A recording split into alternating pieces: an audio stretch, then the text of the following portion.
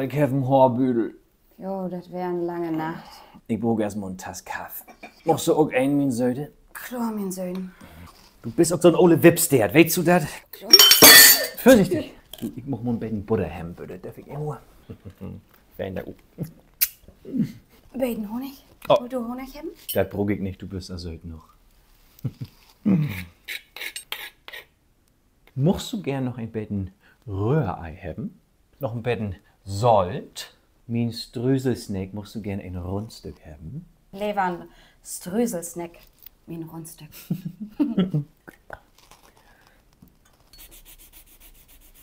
Was habe ich ganz gern? Kick mal hier, so ein Beten. Darf ich dir ein Schief Käse anbeten, mein Söde? Der Bernd, der ist ja jetzt Vegetarier. Nicht wahr.